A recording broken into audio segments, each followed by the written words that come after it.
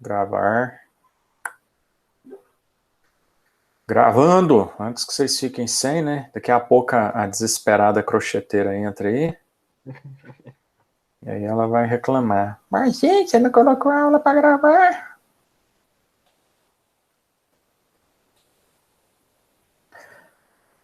Pronto. Vamos começar o nosso conteúdo de hoje, né? Então, fatores estruturais que interferem no treinamento de força. Então, vamos ver quais são essas estruturas que interferem, né, numa prescrição de um treino de musculação, né? Então, tem um básico do básico que a gente precisa entender que vai interferir, né, no treinamento de musculação, tá? Num treino de força qualquer. Bom, a primeira coisa que a gente tem que ter claro, né, pessoal, é que existem dois grandes contextos de treinamento. Eu falo isso para vocês o tempo inteiro durante as minhas aulas, desde lá da fisiologia humana, eu falo isso para vocês, né? Então, quando eu vou preocupar em montar o treinamento para alguém, eu tenho que me preocupar com duas bases de treinamento bem estruturadas, tá? A primeira base de treinamento é a cardiopulmonar, né, a cardiorrespiratória. Então não tem como eu ficar só puxando ferro na academia, tá? Isso não leva o indivíduo a evoluir em saúde, né? Ele vai melhorar a saúde, mas ele vai chegar num ponto que não vai ter mais um tanto de evolução significativa. Então eu preciso me preocupar também com o treinamento cardiopulmonar. Então eu não vou deixar de falar isso nunca, né?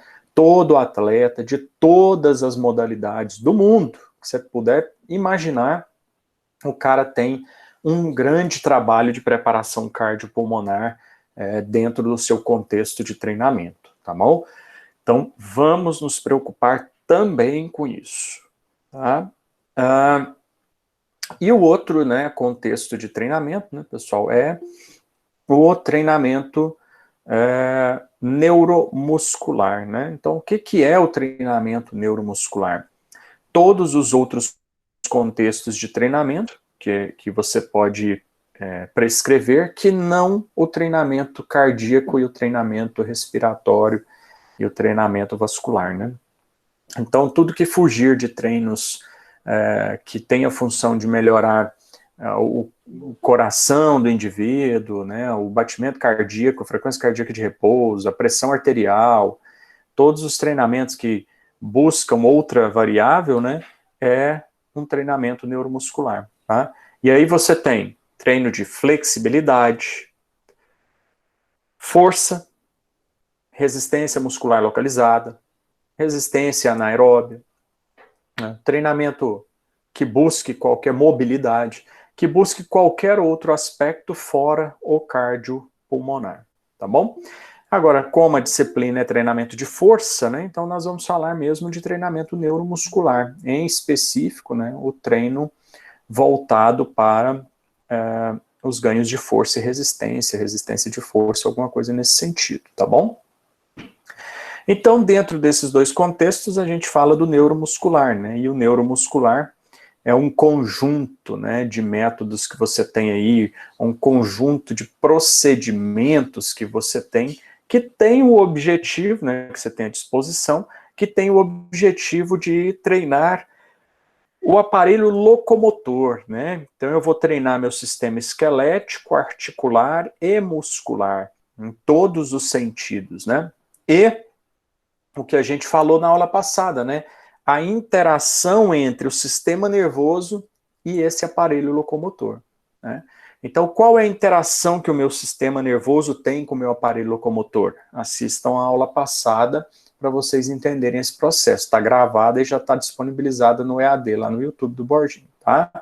Então, nesse sentido, se eu selecionar uma variedade enorme de métodos ou de procedimentos, né, que buscam treinar o aparelho locomotor ou a interação do sistema nervoso com o sistema muscular, com o aparelho locomotor, você está fazendo um treino neuromuscular. Então, como eu falei agora há pouco, flexibilidade, mobilidade, estabilidade, força, potência, força elástica, isométrica, estática, resistência de força, resistência muscular localizada, velocidade de execução, tudo isso é treino neuromuscular. Tá? Isso se eu estiver numa sala de musculação, se eu estiver numa sala de treinamento funcional, se eu estiver numa sala de qualquer modalidade esportiva, numa quadra de vôlei, no futebol, na natação, toda a parte que envolve o movimento do corpo humano é um treinamento neuromuscular, tá bom?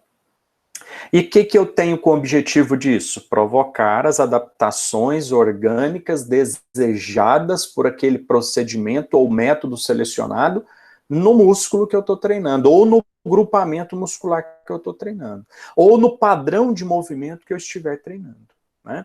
Então, quando a gente sai da musculação e vai para um treinamento funcional, quando a gente vai para um pilates, quando a gente vai para um crossfit, quando a gente vai para um yoga, alguma coisa assim, você busca o padrão de movimento, né? A gente não busca o grupamento muscular. Se você chegar lá no crossfit ou no treinamento funcional e falar, qual que é o exercício que eu treino para glúteo aqui? Ninguém vai te falar exercício que você treina para glúteo. O objetivo não é treinar glúteo. O objetivo é treinar o padrão de movimento, né? E assim vai. Tá? Para que isso? Né? Por que eu vou treinar padrão de movimento? Por que eu vou treinar movimentos específicos? Para melhorar a minha performance no esporte. Então, o esporte não precisa de músculo, né? O esporte precisa de movimento. E o padrão de movimento, é lógico que o padrão de movimento vai ser executado pelo músculo, né, Borginho? Ou pelo grupo muscular, mas eu não tenho foco em aumentar o músculo.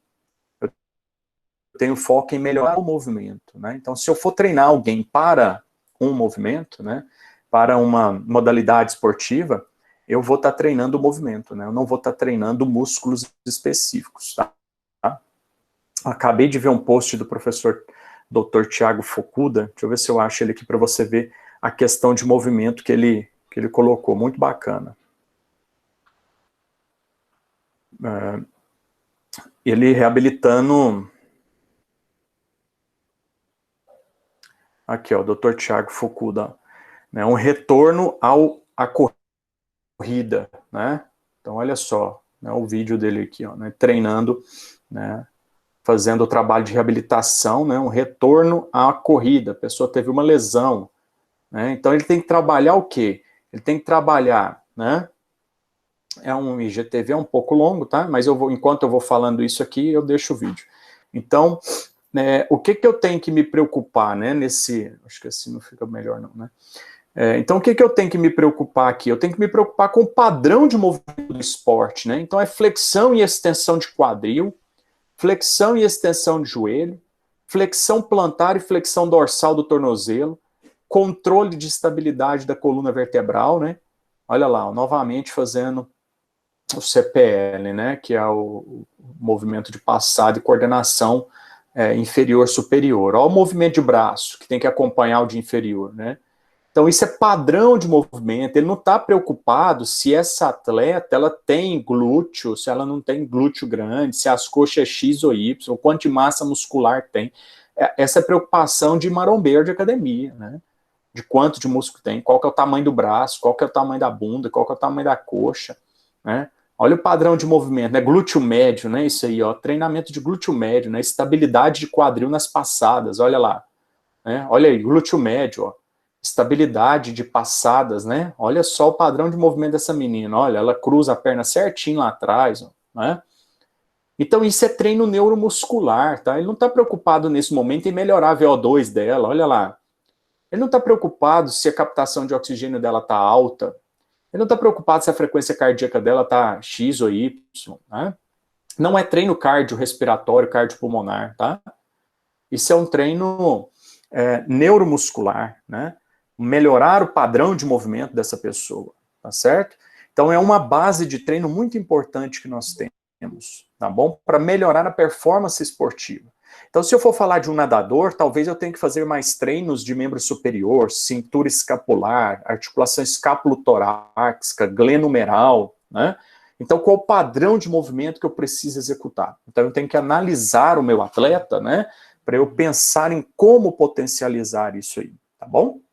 É nisso que a gente tem que pensar. Pode falar. Aproveitando essa ideia, realmente eu passei por isso, porque quando eu fraturei o punho, fraturei o rádio distal, além da perda da musculatura, né, quando eu fui trabalhar o LPO, eu tinha muito problema de estabilidade, né, de ombro, estabilidade de punho. E aí eu fui fazer o quê? Treinar mais estabilidade de ombro, mais estabilidade do punho, para justamente perder aquele medo depois pós-fratura, então eu fiz esse treinamento específico para melhorar o meu LPO, porque eu tinha grande diferença na hora de fazer a recepção da barra em movimento de arranco ou de arremesso. Então, você é do CrossFit, né? Isso. Certo. Então é isso, entendeu, Roberto? Tá aí, ó, pessoal, né? Mais um depoimento aí de um colega, né? Então você percebe claramente que isso é que é o importante quando eu penso na modalidade, né? Então, se você começar a encarar a musculação como uma ferramenta a mais, né, no trabalho seu de preparação física dos indivíduos, né? Aí você vai começar a evoluir no seu esporte, porque aí você não vai pensar, né, em prescrever exercício ou prescrever treino para o aluno. Né? Você vai pensar na sua relação pessoal que você tem. Né? Qual é a relação de vivência que você está criando com aquela pessoa. E aí você fideliza esse aluno. Né? Então você vai ter um aluno ali para o resto da vida, porque você não está pensando em prescrever uma aula para ele, você não está pensando em vender uma aula para ele ou um treino para ele, você está pensando em vender uma relação. Né? E nós, personal trainers, precisamos muito desse aspecto de relação interpessoal. Então, a partir do momento que o Roberto pega um profissional que reabilita o punho dele, readapta o punho dele, a realizar novamente um padrão de movimento da vida dele, ele vai ter um profundo respeito por esse profissional. Porque ele não tratou o punho, ele tratou o Roberto, né? Então a gente precisa disso. Essa atleta ali, ela vai dar um valor muito grande àquele profissional, porque vai fazer ela voltar à prática da modalidade que lhe agrada, né?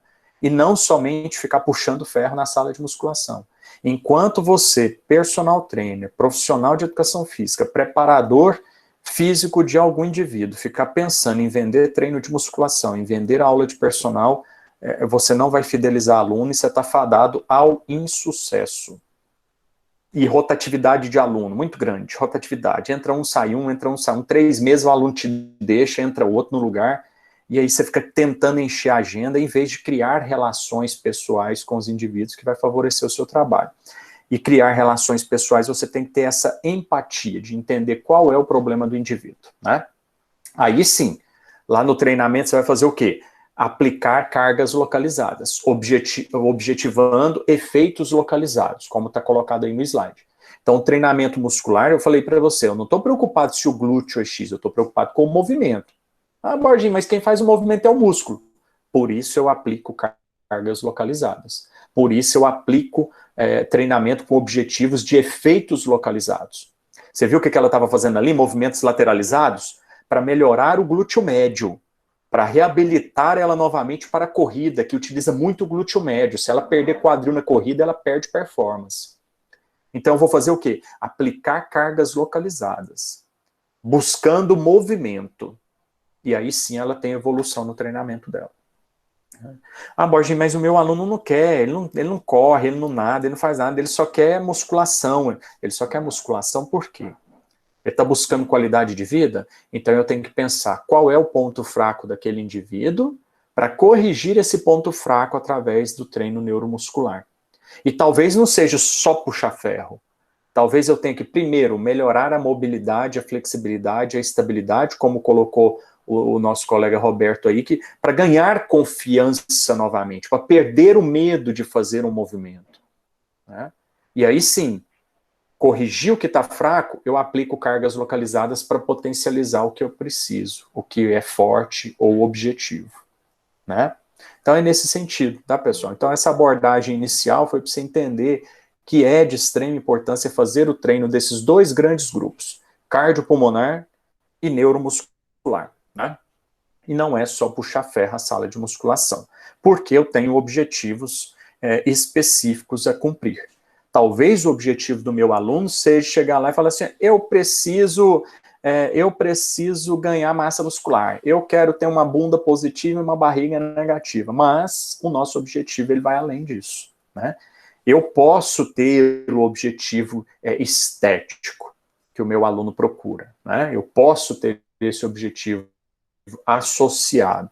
Então, mudar a estética, né? Mudança de status de peso, ganhar massa muscular, perder massa gorda, né? Então, a população hoje, no geral, quer ganho de massa muscular, mas a população, né, ela precisa perder massa gorda.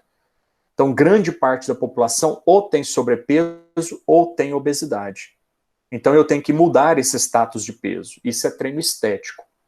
Mas para conseguir atingir essa estética, né, eu preciso tratar algumas outras questões, né? Então, no caso do Roberto aí que machucou o punho, qual era o objetivo dele, né?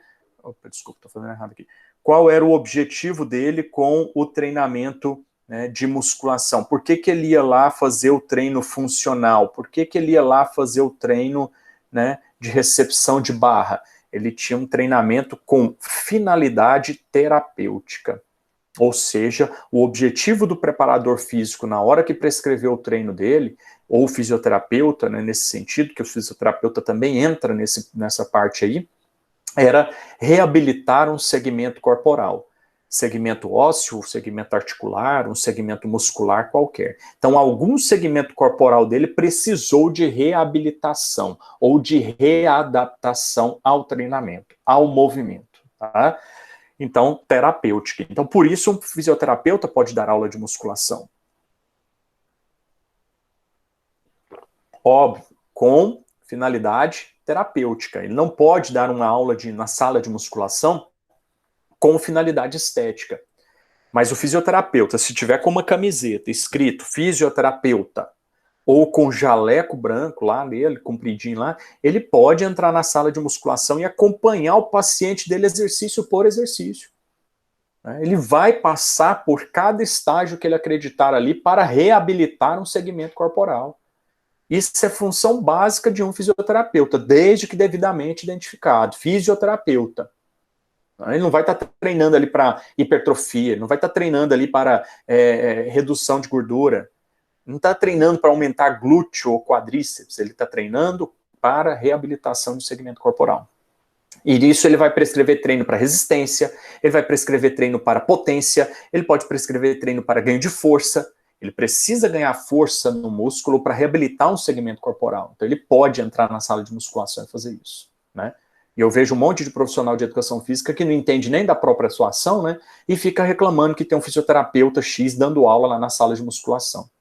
Ele pode, ele deve, ele precisa fazer isso, né? Ele deve entrar para prescrever o treino. Terapia física, fisioterapia, é função dele fazer isso, tá bom? Então o Roberto fez esse treino, né? E um monte de outras pessoas fazem o treino também com finalidade o quê? Terapêutica, que pode ser prescrito pelo fisioterapeuta e pode ser prescrito pelo profissional de educação física. As duas estão interligadas, porque eu também posso reabilitar um segmento corporal, desde que eu já tenha autorização do médico para que aquele indivíduo esteja apto a fazer um treinamento físico. Então eu posso reabilitar também, tá? Aí a opção do aluno que vai escolher, ou, né, do médico, fazer o acompanhamento X ou Y. Pode falar, Roberto. Aproveitando, né, o senhor falando dessa parte, principalmente nesse momento de pandemia, uma das alunas lá da box, né, ela é fisioterapeuta e ela trabalha nessa parte de reabilitação cardíaca, porque os cardiopatas, né, são um alto grupo de risco, então tem que fazer acompanhamento e principalmente a distância. E é uma das áreas que muitos fisioterapeutas não sabem que pode atuar, e ela hoje em dia atua, é referência, querendo ou não, né? Começou desde cedo sem saber nada, e hoje em dia está especializado nessa área de recuperação cardiopulmonar, cardiovascular, e ganha muito dinheiro. E é uma área que o fisioterapeuta pode atuar, e eles mesmos às vezes não sabem disso, né? Não, e pode mesmo. E tem gente aí que fala que não pode, não. E o cara tem todo o direito de fazer isso. Ele pode reabilitar o que ele quiser, né? Cardio, respiratório, muscular, urinário. Ele trabalha com todas as áreas, né? Então ele pode sim. Agora, ele não vai trabalhar. Ele trabalha com a parte profilática também. Agora, ele não vai trabalhar com a parte psicológica, com a parte estética, com o treinamento. Aí já entra a nossa área específica, né? O treinamento. Por isso que eu tô falando, a preparação física, né? A preparação física é nossa abordagem. E a preparação do físico, ela envolve a minha relação com a pessoa. Se a minha relação ela não for empática, eu não vou ter fidelidade daquele aluno, né? Aí muda o processo, né? Aí já foge um pouquinho da alçada. A outra questão, né, que o fisioterapeuta também pode entrar é a profilática, né, pessoal? Então, a profilática também é função, né, do fisioterapeuta e nossa também, é uma finalidade do nosso trabalho, né? Ou seja, prevenir. É função do médico, é função do farmacêutico, do biomédico, do veterinário, do profissional de educação física, do nutricionista, do fisioterapeuta. Quando se trata de prevenção, todo mundo pode trabalhar, né? Agora, prevenção de perda de movimento, que é a hipocinesia, redução de movimento, né? Que pode, na maioria das vezes, com o processo de envelhecimento, estar relacionado por conta de uma osteoporose, de uma artrite reumatoide, uma gota, alguma coisa qualquer nesse sentido, né? Uma artrogripose, como eu coloquei aí, né? Que aumenta, o gripe aumenta o atrito entre as estruturas articulares, né? Fica crepe, aquelas crepitações que acontecem nas articulações, né? Eu posso prevenir isso, né? Com o treinamento adequado, tá? Então, profilaxia do treinamento, né? Função também que a gente pode ter ali como objetivo. O nosso aluno não tem, né? O nosso aluno ele não tem essa ideia que ele tem que prevenir uma osteoporose. Né? Ele não tem. Ele não tem a ideia de que ele tem que melhorar o sistema imunológico, né? Que a musculação melhora o sistema imunológico. Ele não sabe disso. Ele sabe agora, porque está todo mundo falando que exercício melhora o sistema imunológico e tal. Mas antes ele não sabia. Ele não sabe que a musculação melhora a flexibilidade, ele não sabe que a musculação melhora casos de depressão, ele não sabe que a musculação melhora a cognição, ele não sabe que a musculação melhora a memória, né? Ele não sabe disso. Então, desde que bem organizado o treinamento, eu vou ter vários benefícios para a saúde mental, por exemplo, né? Depressão. O exercício ele é antidepressivo. E agora nós estamos entrando no mês que as campanhas de suicídio, de antidepressão e tudo vão aumentar, né? Então, que é o Setembro Amarelo, eu até fiz alguns posts hoje já no Instagram, lá no Story, falando disso, né? Sobre procurar ajuda, de ajudar, porque as pessoas elas ficam restritas nesse processo, né? Ficam só mais internalizando o problema. E eu tenho que prevenir isso, né? Eu tenho que prevenir também uma depressão, né? Só que aí já vai entrar em qual outro aspecto do treinamento, né, pessoal? Já vai entrar na outra abordagem, né? Já vai entrar na abordagem o quê? Psicológica, né? Eu fui chamado agora por um colega para a gente trabalhar numa clínica de reabilitação de dependentes químicos que ele trabalha. Ele é psicólogo, trabalha numa clínica de reabilitação de dependentes químicos, né? Nessa área de vícios e tudo, né? De drogas. Tem gente lá que é agressivo ao extremo, mas é muito agressivo. Ele falou que já entrou em embate corporal com pacientes lá, né? Porque os caras ficam lá no tratamento e acaba ficando sem a droga e acaba aumentando a agressividade. E aí ele me chamou e falou, Borginho, ó, eu tenho um monte de profissionais aqui, mas eu tenho que ser você. Você é o cara que tem empatia, você é o cara que sabe criar relacionamento, você é o cara que sabe chamar as pessoas para aquele propósito que você cria. Então, se você falar que quer, que vai trabalhar, eu tenho certeza que você vai fazer isso. Eu falei, tá aceito. É um papel social que nós temos. Então, eu vou uma vez por semana lá, conversar com aqueles pacientes dependentes químicos, a maioria homens, né? A maioria homens, e que estão no nível de ansiedade extremo, um nível de agressividade altíssimo por conta da ausência da droga, né? E precisam, né, de um trabalho físico para que eles possam liberar essa agressividade, liberar hormônios do prazer, liberar hormônios excitatórios que vão abaixar a ansiedade, reduzir níveis de agressividade desse indivíduo. Então, qual que é a minha função lá na clínica? Prescrever treino para o cara aumentar o bíceps? Prescrever musculação para o cara ficar forte? Não. Eu vou prescrever treinos que vão promover. Fábio Assunção fez e está viu, Paulo? Ele está numa vibe de treinamento muito bacana, sabe? Ele está numa vibe de treinamento, assim, excelente. O cara mudou o estilo de vida, né? E é esse o meu papel lá, né? É fazer com que aquele cara consiga largar a droga, né? Ele sempre vai ser dependente. Se ele usar mais uma vez, ele afunda de novo, né? Então ele sempre vai ser dependente disso, né? Mas focando o treinamento dele nessa parte da psicologia, né? Focando o treinamento dele para melhoria da saúde mental dele, melhoria da memória, melhoria da cognição, né? Melhoria de tristezas profundas, de depressão, melhorias nesses aspectos todos, eu consigo fazer com que ele se foque em algum propósito que ele tem na vida, né? E volte a atuar, por exemplo, o Fábio Assunção como ator, né? Volte a fazer as peças que ele fazia no teatro, né? Volte a ser o ator que ele era, né? E no caso do meu aluno, eu também tenho que saber o que ele faz, o que ele fazia. E se ele não fazia nada, né, eu tenho que direcionar ele para alguma coisa, eu tenho que captar qual é a vibe daquele cara para conseguir direcionar ele. Sozinho, Borginho? Não. Eu vou fazer um papel ali de coaching psicológico com ele, vou passar todo o meu relatório para o psicólogo responsável, para que a equipe de assistência social possa dar um direcionamento para esse cara. Não sou eu que vou arrumar um emprego para ele, não. Eu não vou falar para ele, cara, compra uma moto, aluga um carro, vai fazer Uber, ou cara, abre uma loja de salgadinhos, ou cara, abre uma marcenaria para você.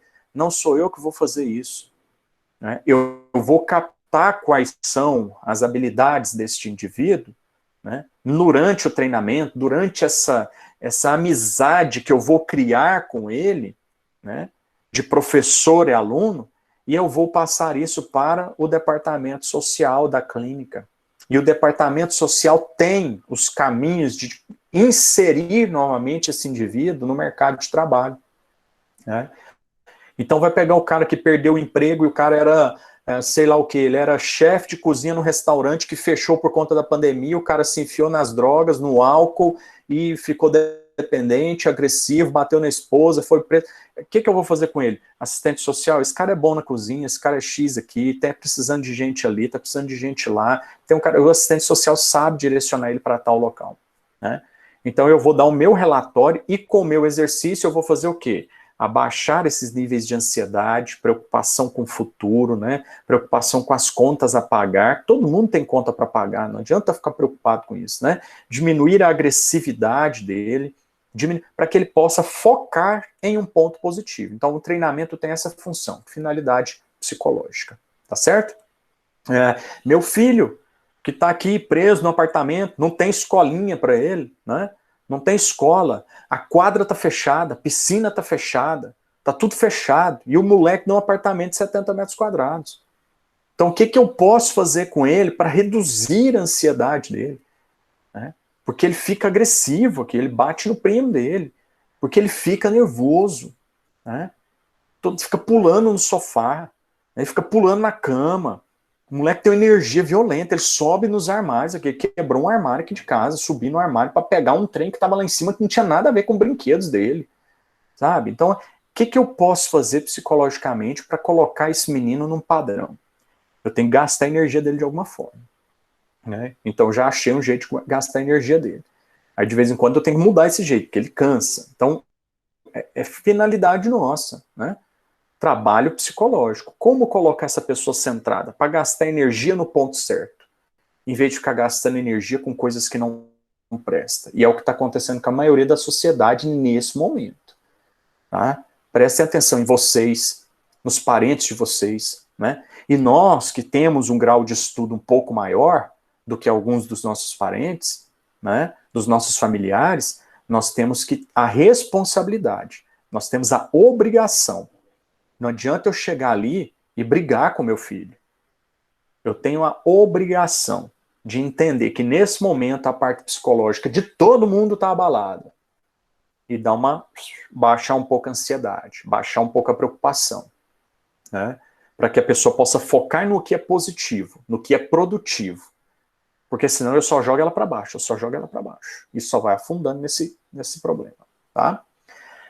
Então falamos aí da terapêutica, da profilática, da psicológica, da estética, né, que é o que mais os nossos alunos buscam, né, que é a finalidade estética, né, que é a mudança de status de peso, né, mas esse é o nosso último objetivo. O nosso primeiro objetivo é tratar o nosso aluno, né, com essas outras questões, né, e aí sim, depois mudar a estética, tá? Outra questão, pessoal, que a gente tem que se preocupar, né, que talvez é a primária fonte, finalidade de trabalho nosso, né, lá nos preceitos do treinamento esportivo no geral, né, lá na idade da arte, lá na idade primária do processo de treinamento, é o treinamento como fator integrante da preparação física, né? É o fator básico, né? Então, o que eu vou treinar? É força, resistência, flexibilidade, mobilidade. É esse vídeo que eu mostrei do professor Fukuda aqui, ó, né? Professor Fukuda, né? Ou seja, uma prova de levantamento de peso olímpico, o que eu tenho que treinar com o indivíduo? Além de mobilidade, flexibilidade, força, potência, velocidade de movimento. Então, é o fator básico do treinamento, né? Então, a preparação física do cara tem que estar inserida dentro desses preceitos, tá? E se eu for treinar natação, mobilidade, né, escapulotorácica, mobilidade numeral, né, e aí vai, estabilidade da região lombar, estabilidade do quadril para as pernadas, né, então o que eu tenho que treinar nesse indivíduo? É o treinamento, a finalidade buscando, visando o treinamento, tá? Eu estava com uma aluna aqui que estava treinando ciclismo, eu não sei se eu citei ela para vocês, né, mas ela mandou os WhatsApp aqui, ali ia ter uma prova de 100 quilômetros, desculpa, né, de 100 quilômetros. Aí mandou tudo, perguntou coisas de nutrição, né, mandou vários áudios, né, mas aí tava aqui, ó, né, vários áudios dela, mandou o prato, e falou assim, esse foi o almoço, pensei em fazer a janta igual, a Nutri disse ok, aí mandou tal, falei, ó, acredito que o prato à noite seja bom. Aí ela falou da nutrição lá, falou que a Nutri passou um negócio chamado derribose. Eu falei, derribose é bom pré-treino. Legal. Então ela vai treinar, ela vai competir. Mas a nutrição, eu falava para ela, adequa a nutrição com o nutricionista, né, e tal. Aí ela falou assim, aí eu perguntei para ela no sábado 17, eu falei, e aí, como foram os 100 quilômetros? Ela falou, os 100 quilômetros foram tranquilos, mas os últimos 10 foram tensos. Porque a hora que chegou em 100 quilômetros, o pessoal resolveu fazer mais 10 quilômetros para chegar num determinado ponto lá, né? Aí ela falou assim, ó, nos últimos 10, ela arrepiava, deu cãibras, tremedeiras, mas ela terminou. E quanto tempo eu estou treinando essa menina aqui por consultoria online, de pedal? Eu estou treinando ela no pedal aqui de consultoria online tem 4 meses. Então ela estava pedalando por conta, sem nutricionista. Aí ela conversou comigo, eu comecei a prescrever os treinos dela. A hora que ela começou a acreditar no meu trabalho, eu falei, agora eu preciso de uma nutricionista. Ela foi lá na cidade dela e buscou nutricionista. Não é daqui de Goiânia. Ela buscou nutricionista, a nutricionista arrumou toda a dieta dela. Ela perdeu peso, ela estava com sobrepeso, agora ela está com peso normal. Ela não fazia nem 30 quilômetros de bicicleta. E agora ela fez a última prova dela, agora 2 semanas atrás, ela fez uma prova de 100 quilômetros lá. Né? Não é uma prova, é um grupo de pedal que ele participa. E aí ela fez 100 quilômetros de bicicleta. Né? Então o que eu treinei ela? Eu treinei com o objetivo de treinamento para uma modalidade específica. Eu não estou preocupado se ela perdeu peso. Ela perdeu. Eu sabia que ela ia perder. Nutricionista e treinamento vai perder peso. Mas eu não estou preocupado se o glúteo dela tá X ou Y. Ela ainda me reclamou depois ali. Ela mandou um áudio. Mas eu perdi minha bunda, meu glúteo diminuiu. Eu falei, seu glúteo não diminuiu. Diminuiu a gordura que você tinha no glúteo. Então ela tinha a bunda redondinha porque estava cheia de gordura. Aí agora deu uma secada, porque ela precisava perder peso para melhorar a performance, né? Ela deu uma secada, a bunda sumiu. Eu falei, natural. Agora, deixa eu te perguntar uma coisa. Você está preocupado em ter um glúteo grande ou pedalar 100 quilômetros? Você escolhe o que você quer na sua vida. Assim, na lata, direto. Eu não estou preocupado, não. Minha função não é agradar a ela. Minha função é fazer o que ela quer. Ela falou que queria correr 100 quilômetros. Tá, correu 100 quilômetros. Agora, você quer treinar para ficar com glúteo grande? Eu posso te passar os exercícios. Você vai para a sala de musculação? Então, o treinamento estético é um, treinamento de performance é outro. Né? Eu não posso misturar as coisas e achar que o pedal vai dar glúteo para ela. O pedal vai dar quadríceps para ela. Muito quadríceps. Tanto que ela já falou que as calças apertaram na coxa. Né? Mas eu não estou preocupado se ela vai ter o quadríceps grande em relação ao membro superior. Porque o ciclista tem as coxonas gigantes e os bracinhos fininhos, um ombrinho estreito. Mas é o corpo dele para o ciclismo, né? Então a gente tem que saber isso, né? Chegar no ponto do aluno ali. Então não pode aliviar, eu não posso ficar refém dela. E ela fala, eu tô com tal. Aí eu passo os treinos para ela melhorar glúteo e ela perde capacidade de resistência no pedal. Então eu tenho que falar, o que, que você quer? Qual é o seu objetivo? É ficar bonitona, gostosona ou é pedalar 100K? Aí eu peguei um monte de foto de atleta mulher, né, que pedalava e mandei para ela. Vê se esse é o corpo que você quer, campeã de não sei quanto. Vê se esse é o corpo que você quer, campeã de mountain bike X. Vê se esse é o corpo que você quer, campeã da corrida de aventura mais difícil do mundo, a Eco Challenge. Eu peguei e mandei para ela. Né? Peguei lá a foto das mulheres campeãs da Eco Challenge lá, a foto das mulheres que participam da Eco Challenge. Mandei o link do seriado. Assiste esse seriado aqui, Eco Challenger. A corrida mais difícil do mundo, uma corrida de aventura que dura 11 dias, 700 quilômetros. Mandei o link para ela. As mulheres, ela olhando o corpo das mulheres, falou, né, para ficar assim, para pedalar, fica com o corpo assim, né? Eu falei, se você quiser performance, ser campeã mundial de corrida de aventura, vai ser assim. Né? Agora, se você quiser estética, a gente muda o treino. Mas aí você tem que largar seu pedal e sem objetivar correr 100K. Talvez você vai pedalar 40, talvez você vai pedalar 30, por prazer, num fim de semana ou outro. Mas 100 quilômetros de 15 em 15 dias você não vai fazer. Então, tá entendendo a ideia, pessoal? Eu tenho que ter finalidade. Eu tenho que ter um foco, um objetivo, um direcionamento. Qual é o objetivo do meu treinamento aqui? É psicológico? Então o treino é tal. É estético? É tal. É profilático? É tal. Né? Porque senão não chega em lugar nenhum. Pode falar, Lucas. Aí com relação ao padrão de movimento, no caso dela, que era uma ciclista, a sua ênfase de exercício era mais relacionada ao quadril? A quadril, flexão de quadril, extensão de quadril e joelho. Movimentos com padrão de dominância de quadril e de joelho. Né? Entendi. Eu usei muitos desses exercícios que o professor Fukuda aqui publicou hoje, eu uso com os treinamentos de corrida de rua e ciclismo. Porque eu preciso ter um quadril estável e a musculatura forte que movimenta quadril. Né? O abdômen do ciclista é fraco, então eu preciso fortalecer o abdômen dela para ela não se cansar, não entrar em fadiga. Porque a hora que o abdômen dela cansa no ciclismo, porque ela fica dobrada muito tempo e essa flexão de tronco faz com que o abdômen fique frouxo, fraco. Se eu deixar o abdômen dela fraco, ela sobrecarrega o trabalho de respiração abdominal. Aí o diafragma dela entra em fadiga. Então ela não vai aguentar 100 quilômetros. Talvez ela aguente 30 e entre em fadiga respiratória. Então, para ela não entrar em fadiga respiratória, por uma frouxidão abdominal e sobrecarregar o diafragma, eu tenho que deixar o abdômen dela forte para que o diafragma retarde o processo de fadiga dele. 1 hora de pedal, uma pessoa que tem um abdômen fraco, que sobrecarrega o diafragma, 1 hora e pouco de pedal, ela diminui cerca de 15 a 50% a capacidade de realização de força do diafragma dela. Então, eu preciso me preocupar com esses aspectos. Né?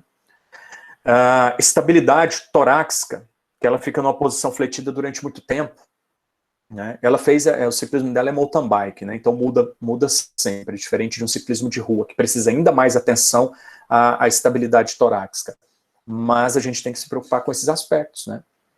Qual é a posição do corpo, qual é a posição do pedal, qual é a posição do cilindro, como que eu vou colocar e distribuir o peso da pessoa entre cilim e guidon, né, para que ela possa ter um maior equilíbrio corporal. Tá? Certo, Lucas? Tranquilo? Certinho, valeu. Corrida de rua, mesma coisa, né? Corrida de rua, tem um professor na Universo que eu converso com ele direto. Informalmente, né?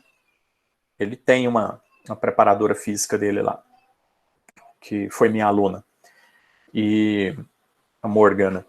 E ela que monta o treino dele. Mas um dia ele reclamou. Um dia ele correndo me mostrou o vídeo. Eu falei, quadrilzinho fraco, hein? Tem que melhorar urgentemente esse glúteo médio. Aí ele falou, glúteo médio? Por quê? O cara correndo e o quadril caindo. O cara correndo e o quadril caindo. O cara corre, o quadril tem que estar estável. É inferior que tem que mexer. É inferior que tem que mexer. Aí ele correndo, o quadril caindo. Eu falei assim, quantos quilômetros você correu aqui? Ele falou, 42. Eu falei, mas você já está correndo maratona? Ele, pois é, essa aí foi minha primeira prova de maratona, estava aí nos 30 quilômetros, eu já não estava aguentando mais. Eu falei, não, então tá normal, então tá beleza. Seu 21, como é que é? Ele pegou uma prova de 21 lá na chegada, porque fica o povo batendo foto, filmando, né? Aí pegou um vídeo do pessoal lá da organização lá, especializado em filmar e fotografar as pessoas durante a corrida. Aí pegou o vídeo dele correndo, chegando nos 21K. Aí ele chegando nos 21K, o quadril dele estável e os inferiores mexendo bonitinho, né? Inferior e superior, mexendo bonitinho. O quadril dele estabilizado e ele chegando na linha de chegada dos 21. Eu falei, ótimo, é desse jeito aí que você tem que terminar os 42. Então você tem que fortalecer seu glúteo médio um pouco mais, aumentar a sua força de abdômen para você estabilizar a sua coluna, para o seu quadril não cair desse jeito. Porque toda vez que o seu quadril começa a cair, você começa a perder performance. Aí eu falei, fala com a Morgana lá para prescrever os treinos, para melhorar a sua força de glúteo médio, para estabilizar melhor o seu quadril, para você potencializar os membros inferiores na sua corrida. Aí ele foi fazer uma outra prova lá, depois de um tempo, ele foi me comentando. Aí ele foi fazer uma outra prova e falou, Borginho, dito e feito, cara, você falou certinho, a hora que meu quadril, quando eu comecei a perder o quadril, eu comecei a entrar em fadiga.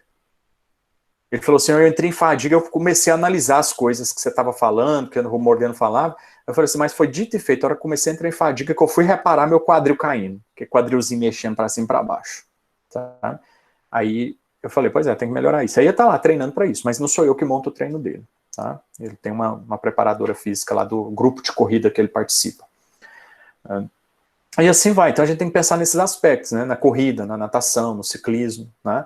Eu tenho que pensar e relembrar, né, o que é fisiológico. Né? Qual é a base da fisiologia? Qual é a base do movimento?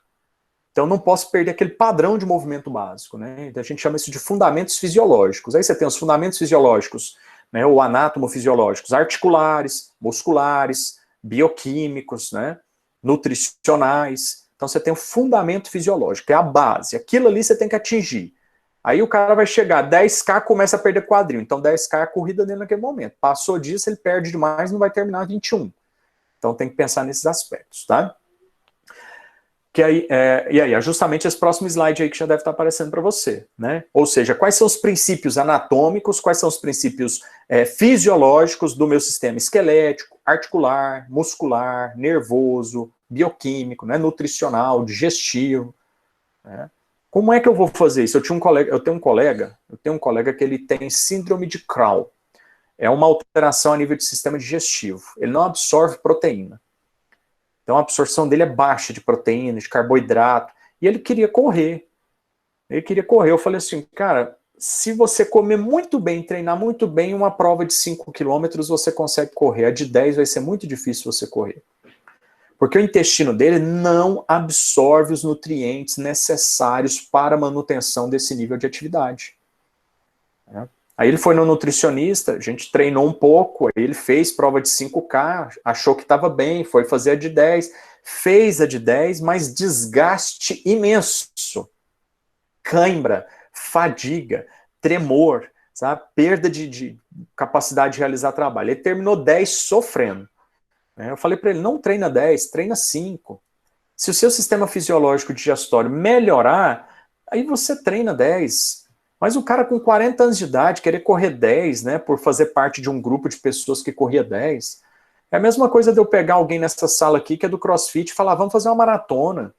Né? Ou pegar um cara que é do fisiculturismo e falar, vamos correr uma maratona, porque a gente faz parte desse grupo aqui, ó. Olha os nossos amigos, todos fazem maratona, cada um tem sua especialidade, né? Cada um tem sua abordagem. E por que cada um tem? Porque cada um tem um fundamento fisiológico, anatômico, né, que você deve respeitar. Não adianta eu pegar o Usain Bolt e falar, Usain Bolt, ó, vai ter uma maratona beneficente, vamos participar?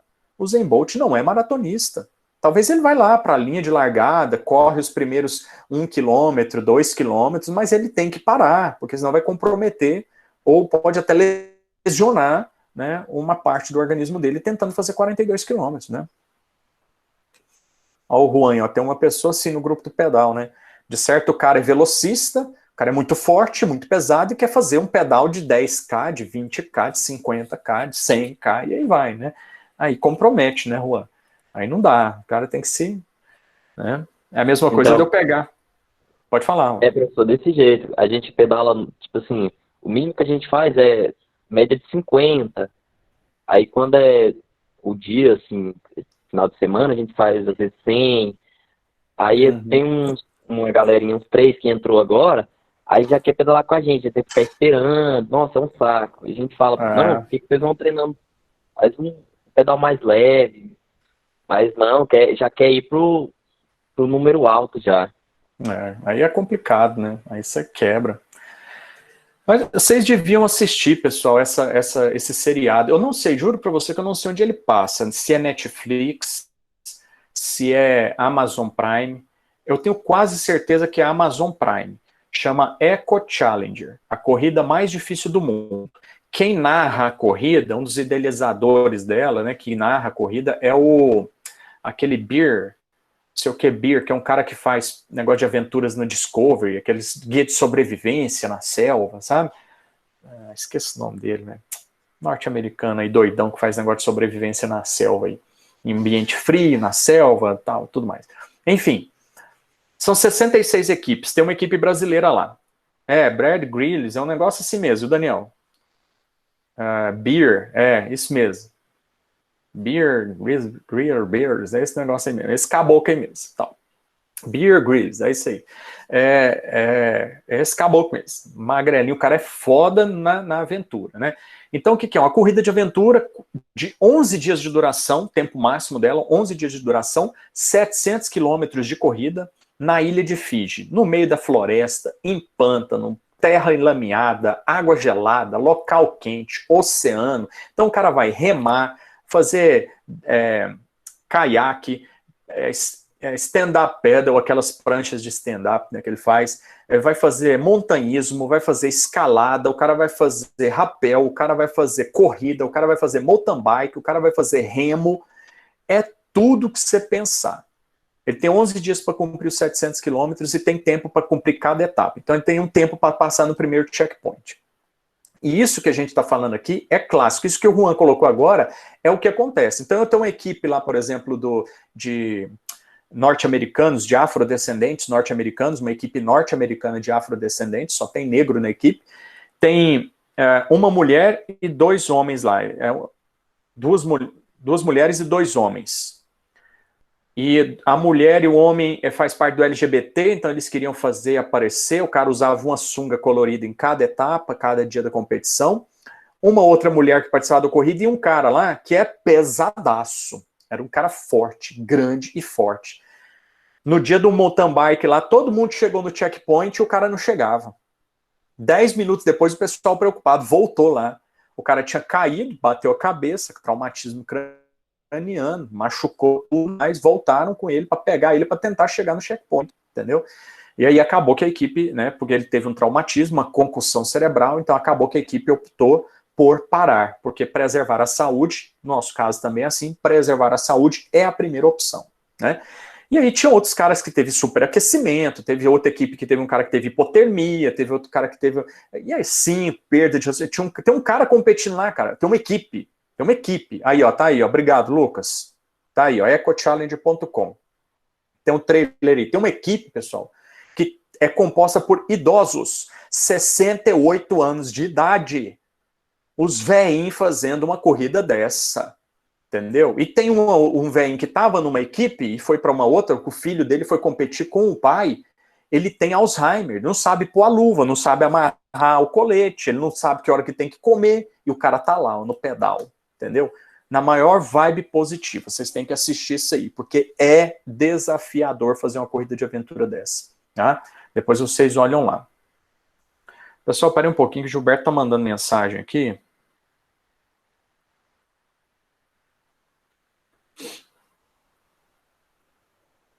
Tá, depois eu vejo. Tá certo, pessoas? Então vamos nos basear em fundamentos fisiológicos, tá? Copie e salva o link aí para depois vocês terem acesso e vamos continuar nosso conteúdo aqui. Mas eu recomendo vocês assistirem, assim como eu postei esses dias para vocês assistirem o filme Pódio para Todos. Esse eu tenho certeza que está no Netflix, chama Phoenix Rising, né? Fala das Olimpíadas do Rio de Janeiro, até uma aluna minha apareceu lá no filme, né? Eu já falei, eu acho que dele para vocês aí. Eu não lembro em que turma que eu falo o quê, né? Então chama Pódio para Todos, fala sobre o treinamento e a competição dos deficientes, né? Dos portadores de necessidades especiais, né? Da Paralimpíada, dos atletas paralímpicos. Então acho que é importante a gente assistir esse tipo de documentário, esse tipo de filme, E uma aluna minha que foi aluna da Universo, inclusive da fisioterapia, mas parou o curso por conta das competições, campeã paralímpica de tênis de mesa e mudou a modalidade por conta de mudança de categoria. Ela foi para o arco e flecha, campeã olímpica também no arco e flecha, a Jane Carla, né?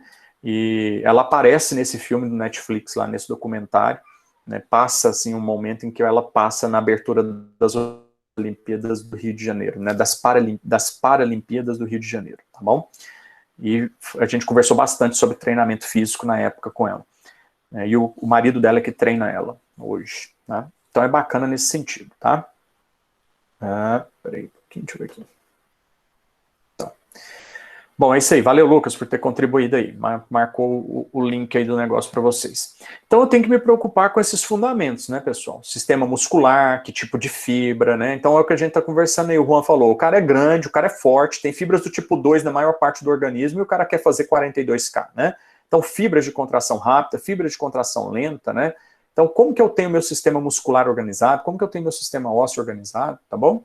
Tem que preocupar com esses fundamentos. Ou seja, preocupar com as unidades motoras desse indivíduo que estão ativas, né? Eu sempre falo isso para vocês, né? O indivíduo às vezes não tem a quantidade de unidades motoras ativas o suficiente, né? Então eu preciso me preocupar com as unidades motoras, tá? Ativar adequadamente, que a gente falou na aula passada bastante, né? Ativar adequadamente o sistema nervoso para poder inervar essas fibras, né, de forma eficiente, né? E aí eu tenho duas maneiras de controlar isso, né? Eu tenho variar o número de unidades motoras ativas, né, no mesmo músculo. Então, eu tenho um músculo que está com poucas unidades ativas e eu posso aumentar elas, aumentar as fibras que são recrutadas, né, para realizar o movimento, que é o que eu sempre falo para você. Eu tenho lá um bíceps com 1000 fibras e eu tenho só 300 ativas. Eu tenho que aumentar isso para 500, 600, 700, 800 fibras ativas para que eu possa, então, melhorar minha geração de força, potência, velocidade e tudo mais, né? Ou variar a descarga nervosa, né? Então, a frequência de disparos nervosos. E como que eu vou fazer isso? Treinos neuromusculares, né? Então, quando eu treinar resistência, força, potência, velocidade e organizar essas valências à medida que eu preciso para aquela modalidade X ou Y, para o indivíduo X ou Y, aí eu consigo melhorar a participação das unidades motoras, tá? Aí deixei aí um slide com os tipos de fibras para você relembrar esse negocinho lá da fisiologia, né?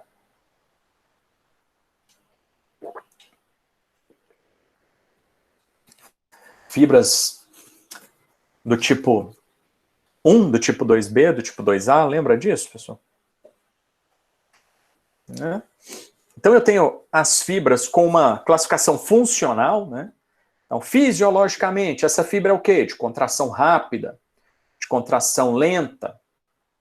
Eu tenho uma classificação funcional, desculpa. Eu tenho uma classificação fisiológica. Qual tipo de enzima predominante nela, né? Glicolítica rápida, glicolítica lenta, ou enzimas oxidativas. Então, tem essa variação fisiológica. Tem uma variação também histológica, que é essa que a gente faz, né, normalmente. Fibras do tipo 1, fibras do tipo 2B, fibras do tipo 2A, que é intermediária, 2A, né? A 2B é a glicolítica pura, né? A 1 é a oxidativa, né? A 2B é a glicolítica pura, e a 2A é a intermediária, uma glicolítica lenta. Né? E eu tenho uma classificação anatômica também, porque quando eu olho para ela, né, quando eu olho para a fibra, eu tenho uma coloração. Então eu tenho a fibra vermelha, que é a fibra do tipo 1, a fibra oxidativa, com uma grande quantidade de mioglobina, né?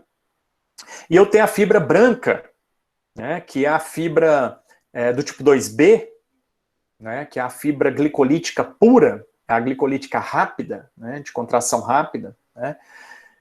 E eu tenho a fibra, alguns autores chamam de branca, outros autores chamam de rósea, que é a fibra intermediária, né? A fibra 2A, a fibra glicolítica lenta, né, de contração rápida também, ou ela é adaptável. E eu tenho unidades motoras diferentes que vão para cada uma. Eu tenho unidade motora do tipo A, B e C. A vai para 2B, a A vai para 2B, a B vai para 2A e a C vai para do tipo 1. Tá? E assim vai. Então são as fibras musculares. Pode falar. Você pode reforçar a característica de cada um? Tipo assim, um é para velocidade, explosão, etc. A do tipo 2B, você está vendo o slide aí, Lucas? Aham. então eu vou circular aqui para a gente marcar o que a gente está falando. A fibra do tipo 2B, tá? A fibra de contração rápida é justamente a fibra para esportes de potência, de velocidade, de força. Então, uma fibra de contração rápida é o que o atleta de LPO utiliza, é o que o atleta de powerlift utiliza, é o que o atleta de modalidades de força utiliza, um lutador de MMA, de contração rápida, de velocidade, de explosão, de força máxima. Os homens mais fortes do mundo, eles precisam dessas forças. Um atleta de 50 metros na natação, de 100 metros rasos no atletismo, de 200 metros rasos no atletismo. Os atletas de provas de campo do atletismo, arremesso de dardo, arremesso de martelo, arremesso de disco, né? Esses atletas da prova de campo, eles precisam de fibras de contração rápida, que são fibras glicolíticas rápidas, ou seja, eu tenho muita enzima glicolítica, ou seja, ela vai quebrar glicose, e quebra a glicose, rapidamente produz ATP e libera ATP, que é quebrada e libera energia. Então é rápida a produção de energia e é rápida a quebra disso. Ela é branca por quê, Lucas? Porque ela não precisa de tanta mioglobina. Qual a função da minha mioglobina ou da hemoglobina? Se ligar ao oxigênio, formar oxihemoglobina e levar para a célula. Então, como eu não preciso de tanta hemácia assim, para carregar tanto oxigênio para essa fibra, acaba que ela fica esbranquiçada. Aí na histologia eles classificam ela como 2X ou 2B. Mas as mais estudadas para nós da educação física são essas três. Essa 2B, ela é chamada atualmente de 2X. A nomenclatura atual dela é 2X, tá? Mas é isso. Então ela é branca porque não tem muita mioglobina, então ela não carrega tanto oxigênio, ela tem muita enzima glicolítica, ela é de contração rápida, então ela executa velocidade, força, potência, tá certo? Um fisiculturista adora ter fibras de contração rápida, né? Porque ela é a que mais vai gerar hipertrofia, porque ele vai pegar mais peso com ela. Então ela aumenta o seu sarcoplasma com muito mais qualidade, que ela precisa de muita enzima glicolítica e muito substrato energético à base de glicose, de glicogênio, tá? O oposto dela, Lucas, o oposto, se a fibra do tipo 2A e a fibra que mais se hipertrofia, mas é por isso, né, Jonathan? Por isso aí, tá? Porque o que eu preciso? É a do tipo 2B, a fibra que mais hipertrofia. A 2A ela é intermediária, tá? Eu já falo da 2A. A fibra 2B é a que mais hipertrofia, porque ela é a que mais gera força. Para hipertrofiar, eu tenho que gerar muita força e ter muita capacidade de resistência. Então, a que mais gera força é a fibra do tipo 2B. Tá? Ela é de contração rápida. Então, por mais que eu coloque peso e queira executar rápido, o meu movimento é lento. Né? Então, se você pegar um atleta de levantamento de peso olímpico, ele pega muita carga. Ele executa uma força enorme. Ele tem que executar uma contração rápida, explosiva, mas a velocidade de movimento é lenta. Você consegue ver todo o movimento que o indivíduo realiza. Né? Então, se eu pegar, por exemplo, aqui, o Torokit, por exemplo, um cara levanta, ou eu vou pegar aqui o hook grip. Eu não estou projetando ali direto, porque o vídeo vai sair lento para vocês, tá? Então, eu vou pegar aqui o Hook Grip Brasil, né? Um site, um Instagram bacana aqui, ó, tá? Que tem vários países, tem um Hook Grip e tal, e tem esse, eu não sei se vocês conseguem ver, né? Consegue ou não? Fala para mim aí, abre o microfone, por favor. Consegue ver ou não? Não sei se explode a luz. Explode demais a luz, né? Eu não sei, cara. Não sei como que eu vou fazer para você ver. Baixei a luminosidade aqui, ó. Vê se consegue enxergar aí. Melhorou, né? Ó, aí eu vou pegar um vídeo aqui de um atleta fazendo LPO. Agora eu aumento a luminosidade para você ver o vídeo, tá? Então, olha só essa atleta fazendo o levantamento. Tchau. Então você percebe aqui, Jonathan, que a velocidade é lenta, não é rápida não. Agora, em câmera lenta, para você analisar parte a parte do movimento que ela está fazendo, a força que ela está executando, a explosão, a tripla extensão, quadril, joelho e tornozelo. Olha lá a expressão dela de força que ela vai fazer. Pá, né? Estabilizou, subiu para finalizar o movimento. Né? Isso foi em câmera lenta, mas olha o vídeo normal. É lento. Você viu cada parte dele. Né? Você viu cada parte dele. Deixa eu ver se tem um atleta pesado aqui. Um atleta mais leve. Olha o Fernando Reis, nosso campeão. Olha como é lento. Deu uma paradinha, porque minha internet hoje, eu falei, ela tá péssima. Né?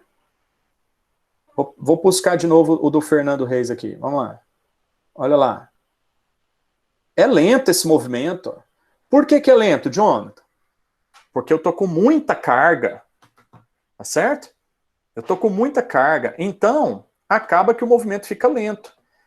Mas, cara, é uma velocidade impressionante que esse cara tem que colocar. Entendeu? Ele põe a maior força e a maior velocidade possível no padrão de movimento que ele está executando. Certo, Jonathan? Agora, então ela é de contração rápida. A fibra contrai rápido. Mas por conta disso, eu consigo carregar muita carga. E aí acaba que a velocidade ela fica lenta. Não estou falando velocidade de execução, eu estou falando contração rápida. Então o músculo contrai rápido, mas a carga levantada ela é muito maior. Então o movimento é lento. Né? Por isso eu treino com movimentos lentos na musculação. Se você pega um peso na sala de musculação e estiver fazendo ele rápido, aquele peso não é para hipertrofia. Aquele movimento que você está fazendo não vai gerar o máximo de hipertrofia. Para gerar o máximo de hipertrofia, minha contração tem que ser lenta. Então a carga tem que estar adequada a uma determinada velocidade para eu conseguir gerar resultados máximos. Agora, Jonathan, quando eu vou... E Lucas, eu acho que foi você que fez a pergunta, né, da característica. Então é essa característica da fibra branca. Tá? Agora, né, já respondendo os dois aí.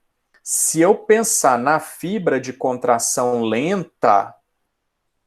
Na fibra de contração lenta, aí, Jonathan, eu não consigo imprimir velocidade. É você pegar o de vermelho aqui, o Usain Bolt, correndo 100 metros rasos a 60 km por hora, ou um maratonista correndo 42 km em 20, 23 km por hora, 25 km por hora. Nossa, mas 25 km por hora é rápido, Borginho. É rápido para nós. Eu corro a 15 por hora. Para fazer 10 km, eu corro a 15 por hora. E é muito para mim. Eu não consigo correr mais rápido que isso, eu vou cair. Agora o maratonista corre 42 a 23, 25 km por hora. Mas ele está treinado para isso. Mas 25 km por hora é lento, gente. Acompanha uma maratona para você ver. A motoquinha, o cara fica na motoquinha lá na frente dele, equilibrando para não cair a motoca, e o cameraman lá, ó, filmando o cara, o primeiro colocado, correndo a 25, 27 km por hora. Então você olha a motoquinha andando lá, você vai ver que aquilo é lento. A contração ela é lenta. Eu não vou imprimir velocidade de execução. Tá? Eu vou imprimir resistência. Então é uma fibra que produz ATP pelo sistema oxidativo. Tem muita enzima oxidativa, ATP sintetase, lá na mitocôndria.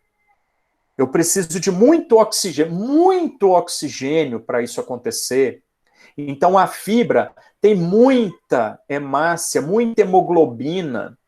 Se eu tenho muita hemoglobina, ela fica avermelhada, ela não fica esbranquiçada, ela fica avermelhada pela quantidade de hemoglobina que eu tenho. E, consequentemente, essa hemoglobina está associada a um oxigênio, então ela é uma oxihemoglobina, então ela chegou lá, deixa o oxigênio, carrega o CO2, forma carboxiemoglobina e sai do meu músculo. Mas já tem outra hemoglobina chegando, então ela é vermelha. Bem vermelha mesmo. E muita enzima oxidativa, porque esse oxigênio vai entrar dentro da minha mitocôndria, associar o hidrogênio, formar água, e nisso eu vou ter formação de ATP. Só que esse processo de bioenergética, como você viu lá na disciplina de fisiologia, humana ou do exercício com o seu professor lá, ou aquele outro carinha lá, um ruim demais na conta da aula de fisiologia para vocês lá. Você viu, ele deve ter falado de bioenergética para você, e ele deve ter falado que o sistema oxidativo tem 3 etapas, o glicolítico só tem 2, e são rápidas, e o oxidativo tem 3, e são longas. O ciclo de Krebs, ele é longo. Então, a velocidade de produção de ATP é lenta. Produz muito ATP, mas é lento. E por isso eu consigo ficar muito tempo fazendo exercício. Então eu consigo correr uma maratona. Então não é uma fibra que precisa de muito sarcoplasma, ela precisa de muito oxigênio. Então por isso ela é uma fibra mais fininha. Então se você pegar um maratonista, ele é fininho, se você pegar um fisiculturista, ele é grandão, músculos grandes, volumosos, né? Entende, pessoal? Entendeu a diferença das duas aí? Jonathan, você entendeu a velocidade de execução e a velocidade da fibra de contração? Você entendeu esse processo?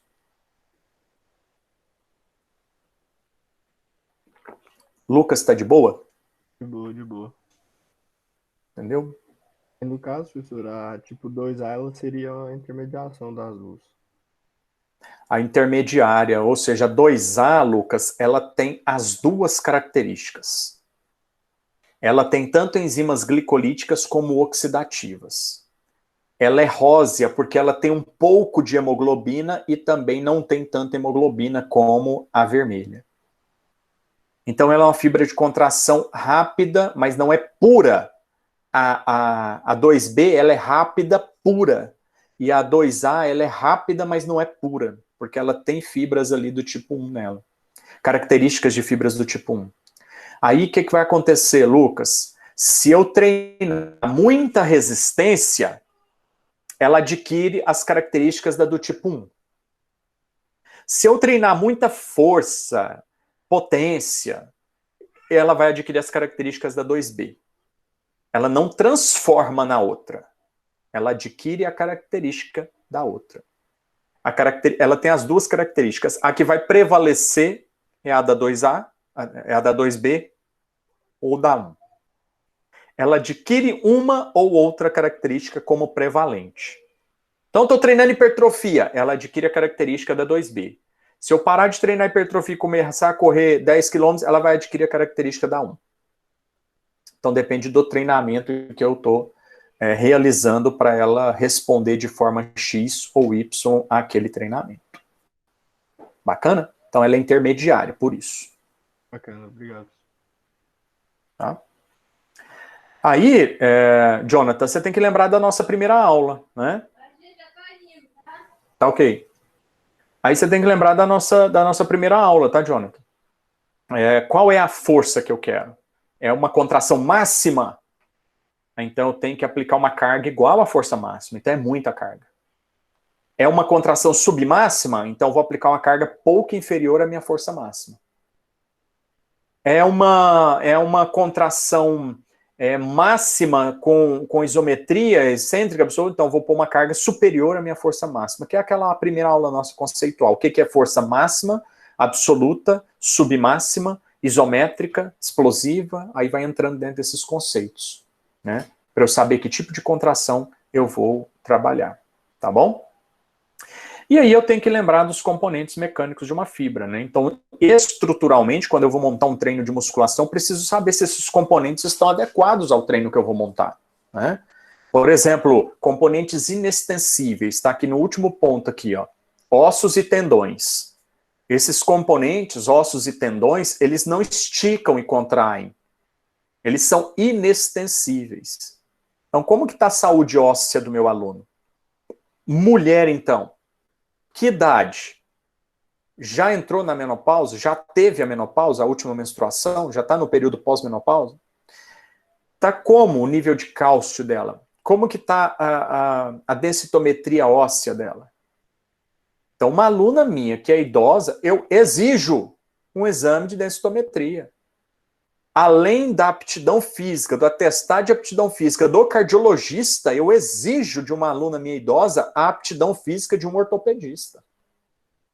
Eu não treino uma mulher idosa se eu não tiver o atestado de aptidão física do médico ortopedista. Porque uma mulher com 50, 60 anos de idade, ela pode estar com grau de osteoporose e eu vou treinar ela sem saber. Mas é nunca nessa vida que eu vou passar um treino para uma senhora de 60 anos de idade sem saber como é que está a saúde óssea dela. Ela pode virar para mim, não, mas eu como queijo e tomo leite todos os dias, coalhada síria de primeira qualidade. Não me interessa o que você come, há quanto tempo você come, se na sua família não tem nenhum caso. Enquanto não trouxer o atestado de ortopedista, eu não vou fazer o treino com essa senhora. Porque o osso dela não é flexível. Se eu aplicar uma carga e ela tiver com uma estrutura desmineralizada, eu vou fraturar esse osso dela com o mínimo de carga. Subir e descer um step pode ser um trauma muito grande. Na primeira semana pode não acontecer nada, mas esse estresse por 2, 3 semanas pode gerar microlesões, microfraturas, que venha a trazer uma fratura bem séria lá para frente. E se ela tiver com osteoporose mesmo, o processo de reabilitação dela vai ser muito lento e muito desastroso. E uma mulher com 60 anos que ficar imobilizada porque eu fraturei o osso dela no meu treinamento, ela pode não voltar a andar e parar numa cadeira de roda, definhar. Essa não é minha função como profissional da saúde. Não, vamos lá fazer, você vai ver como você vai melhorar. Calma. Calma. Pensa em todos os aspectos. Não pensa só em ser o professor fodão que passa treino para todo mundo e que pega o aluno e já na primeira aula está dando treino. Seu aluno está ansioso, mas você tem que ser cauteloso, você tem que ser profissional. Porque senão você corre o risco de machucar um aluno seu e definhar esse aluno seu. Pensa uma senhora de 60 anos que fraturar um fêmur porque você fez um exercício, ela estava com uma densitometria baixa, uma microfratura já que ela nem sabia que tinha, porque ela tomou um tombo em casa nesse período de quarentena e você vai começar a treinar ela agora. Tá entendendo a ideia, pessoal? Não queira isso para a sua vida profissional. Você nunca vai se perdoar se você for um ser humano, se você tiver empatia pelas pessoas, né? Você nunca vai se perdoar na face da terra por ter quebrado o fêmur de uma senhorinha e ela não voltar a andar porque ela ficou imobilizada por tanto tempo e ela ficou em cadeira de roda e ela ficou triste por conta disso e deu depressão e ela nunca mais sai da cadeira de roda, gente. Tá? Tendão a mesma coisa, é inextensível. Então, para que eu vou pegar um aluno meu, iniciante, com 45 anos de idade, sedentário, Borginho, 42 anos de idade, sedentário, não bebe água direito, não come direito, bebe demais, fuma demais, e você vai passar um HIIT porque eu quero emagrecer. E aí você viu o professor doutor PhD Deus lá no Instagram falando que HIIT é que emagrece. Aí você passa HIIT pro Borginho.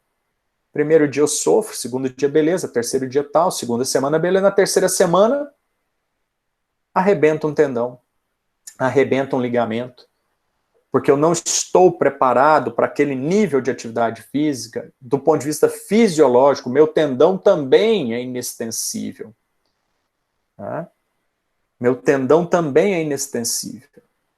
E se ele tiver ressecado, ele vai arrebentar. Então eu tenho que preparar o corpo do meu aluno antes de aplicar sobrecargas. Né? A gente já viu isso aí algumas vezes. Preparar. Né? Aí você tem, né, componentes que são plásticos. Não são elásticos, são plásticos. Qual que é a diferença disso? Né? Componentes plásticos. Está aqui. Ó. Eu não sei por que esse slide ficou escuro, pessoal. Enfim. Mitocôndrias. Plástico, porque eu consigo aumentar a quantidade de mitocôndrias. E eu também consigo diminuir ela. Tá? Então eu posso ter um músculo com 35% do volume dele formado pelas mitocôndrias. Se o marombeiro lá da musculação, do fisiculturismo, soubesse que mitocôndria compõe 35% do volume do músculo dele, ele fazia mais treinos cardiorrespiratórios para melhorar a capacidade aeróbia. quando eu melhoro a capacidade aeróbica, eu aumento o meu número de mitocôndrias e o tamanho delas. Eu aumento o número de mitocôndrias com treino cardiovascular, cardiorrespiratório, eu aumento o meu número de mitocôndrias em cerca de 120%. E aumento o tamanho da mitocôndria em cerca de 40%. 120%. Se você tem 10 mitocôndrias, você aumenta para 12 mitocôndrias a mais, das 10 você vai para 22 mitocôndrias, com treinos cardiorrespiratórios. Ou seja, o seu volume muscular também aumenta. Borginho, Pode falar. eu estava tendo uma conversa dessa aí com dois caras bem fraquinhos sobre isso na parte de preparação geral para o levantamento de peso. E eles falando para trabalhar bastante essa parte cardiorrespiratória por conta das mitocôndrias. Eu não tinha parado para pensar. Era uma conversa que estava tendo no congresso desses online, e aí era o Estélio Dantas e o Antônio Carlos Gomes. Os dois bem fraquinhos falando sobre isso, eu falei, putz, aí quando eles me falaram, aí eu fui estudar para poder entender isso aí, eles falaram, cara, se o seu esporte é muito focado em via anaeróbica, lá na frente, a parte específica da modalidade, trabalha a parte aeróbica antes. Nossa, ele é muito específico em aeróbio no final. Prepara a parte anaeróbica antes dele, faz bastante treino de força explosivo, porque vai precisar lá e vai ser onde você não vai ter desenvolvido. Aí ele me explicou dessa parte muscular, aí eu fui pesquisar. Obrigado, Breno. Tá vendo aí, né? Eu falo isso pros marombeiros, eles riem da minha cara. Ah, tá bom, Bordinho, tá bom. Cara, mas os fisiculturistas de qualidade, velho, os caras são extremamente flexíveis, entendeu? Eles são extremamente flexíveis e têm uma grande capacidade cardiorrespiratória. Só os maromba mesmo de academia, que só quer puxar ferro, o cara não quer saber de fazer um cardiozinho de baixa intensidade. Tá? Tem fisiculturista cardio pro aqui em Goiânia, que a hora que você vai ver, o cara faz 2 horas de cardio por dia. Entendeu? Não é para queimar gordura, não. É para melhorar a capacidade aeróbica. Porque ele já sabe que uma boa preparação física precisa do cardiorrespiratório e do neuromuscular. Tá aí, Breno, a citação aí, ó, Estélio Dantas, tá? Agora que eu vi aqui, até comentei no chat aqui. Eu coloquei a seta porque você falou do Estélio Dantas. Estélio Dantas, Marco Antônio, Antônio Gomes, e vai outros também aí, cara. McCardley fala isso, Powers e Hawley fala isso. E não é de agora, não, Breno, é de 1980 para cá. Entendeu? Então, grandes preparadores trabalham dentro dessa mesma vertente. Se você for avaliar a cardiorrespiratória do Usain Bolt, que é um atleta de explosão, o cara tem um cardio muito bem desenvolvido. Porque ele precisa de explosão muscular. Então, a hora que ele está lá, já fez o aquecimento dele, a hora que ele está lá preparando no bloco para dar a partida dos 100 metros rasos, as mitocôndrias dele estão, ó, produzindo ATP. Para quem? Para as fibras explosivas. A hora que dá o tiro de partida, aquele tanto de ATP explode de tanta energia que é liberada. Aí a musculatura dela gera tanta potência quanto ele precisa. Então, se você quer desempenhar trabalhos de força, de qualidade, se você quer ter hipertrofia de qualidade, treine os componentes plásticos também. Treine o seu retículo sarcoplasmático para armazenar muito cálcio. E quando é que eu vou treinar mitocôndrias, Borginho? Como é que eu vou aumentar mitocôndrias? Como é que eu vou aumentar retículo sarcoplasmático? Fazendo treinos neuromusculares de moderada e baixa intensidade. Tá? Então, cuidado ao pegar um artigo de um doutor, professor doutor PhD Deus lá do Instagram, da Live X, com 60 mil alunos assistindo, e ele falar que é o HIIT que importa, que o HIIT que é importante, que a musculação que é importante, que treinamento funcional não presta, que fazer 30 minutos de esteira é perda de tempo. Cuidado com esse extremismo, gente. Cuidado. Porque fazer 30 minutos de esteira é uma atividade de baixa intensidade que estimula o meu organismo a produzir mais mitocôndrias e aumentar o volume de mitocôndrias dentro da minha musculatura para aumentar a atividade que eu estou fazendo na própria esteira ou em outra atividade que eu venha fazer. Tá? Lembra daquilo, eu aplico um estímulo, meu corpo desgasta, restaura, volta aos patamares iniciais e supercompensa, para que eu possa oferecer um estímulo maior, e não esse estímulo inicial, tá? Então, cuidado com isso, com esses extremismos, tá? Treinem baixa intensidade, moderada intensidade e alta intensidade. Organizem o treino para que você possa oferecer esses benefícios para o seu aluno ou para o atleta, então, nem pensar, né? Não posso nem pensar em jogar esses extremos. Não posso nem pensar nisso, tá? Pode ter certeza disso. Aí você fortalece ligamentos, aí você fortalece as malhas dos seus discos intervertebrais, evita um disco desse de estourar e formar uma hérnia, né? Aumenta o seu retículo sarcoplasmático, que aumenta a concentração de cálcio, o armazenamento de cálcio, aumenta as mitocôndrias, aumenta o tamanho delas, consequentemente aumenta enzimas oxidativas, aumenta a produção de ATP, aumenta o gasto de energia, aumenta a energia disponível. E aí vai para os componentes, então, né? Aí vai para os componentes que todo mundo pensa que é só isso que precisa fazer numa sala de musculação, né?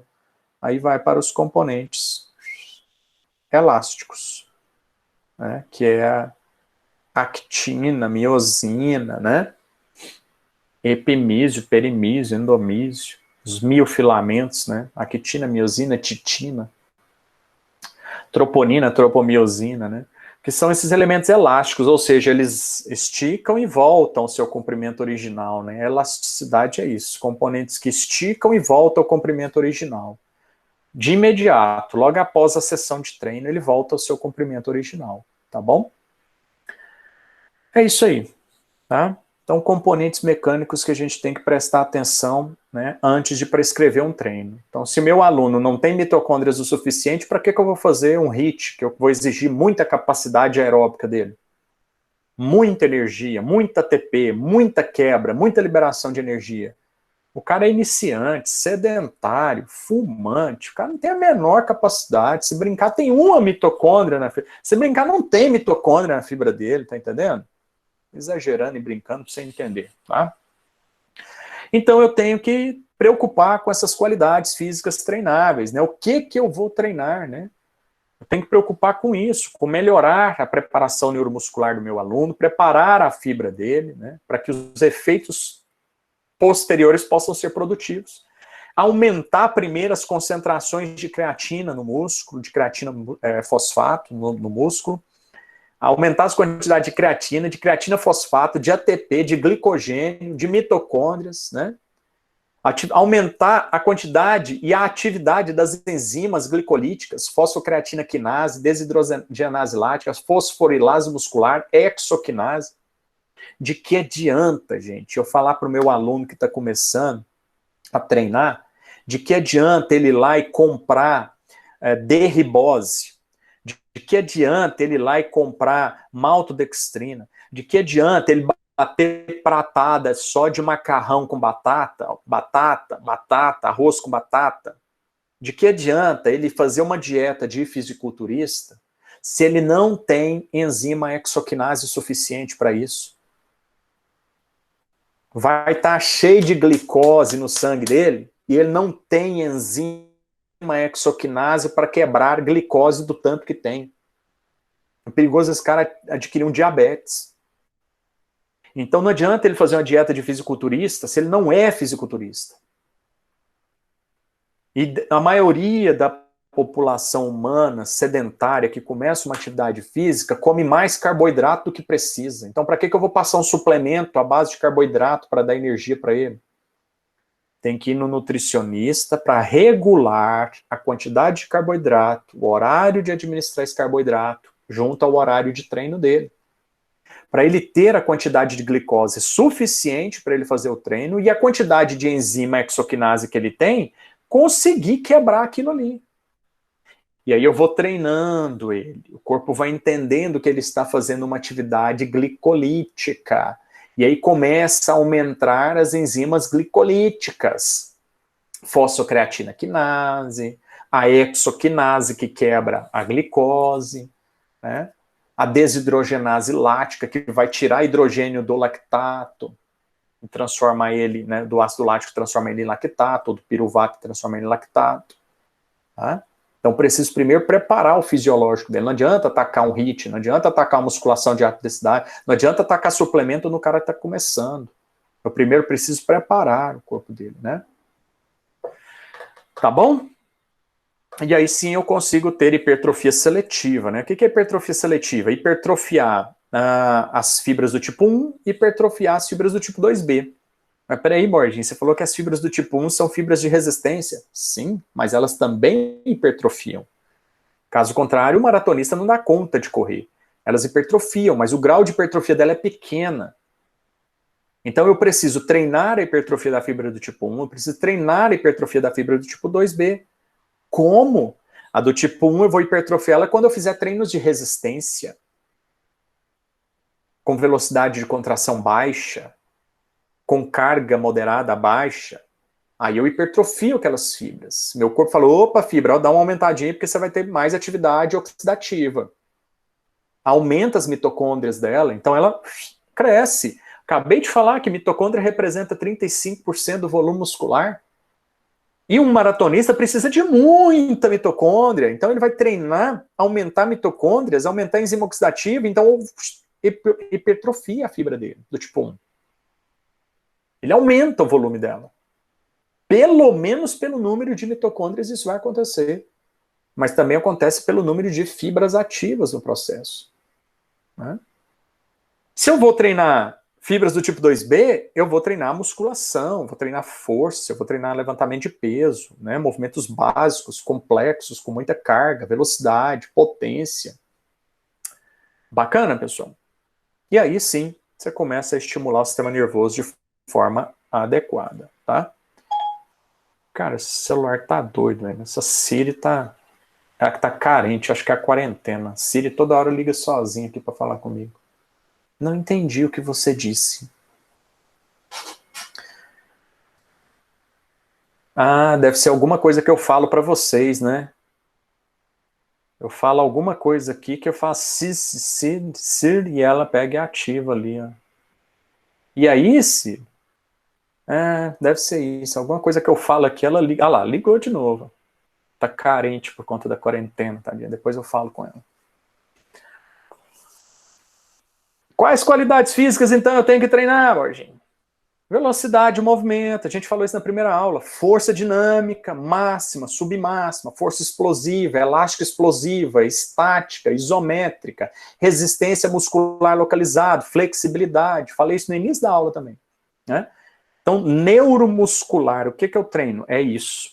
Velocidade do movimento, técnica do movimento, força dinâmica máxima, força dinâmica submáxima, força explosiva, força elástica explosiva, força estática, força isométrica, resistência muscular localizada, flexibilidade, mobilidade e estabilidade.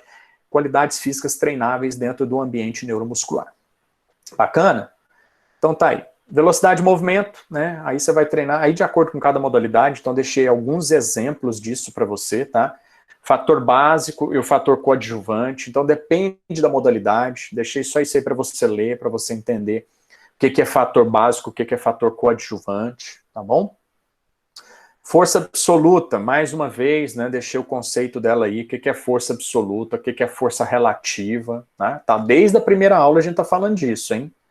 Força dinâmica máxima, absoluta, relativa ou submáxima, tá bom?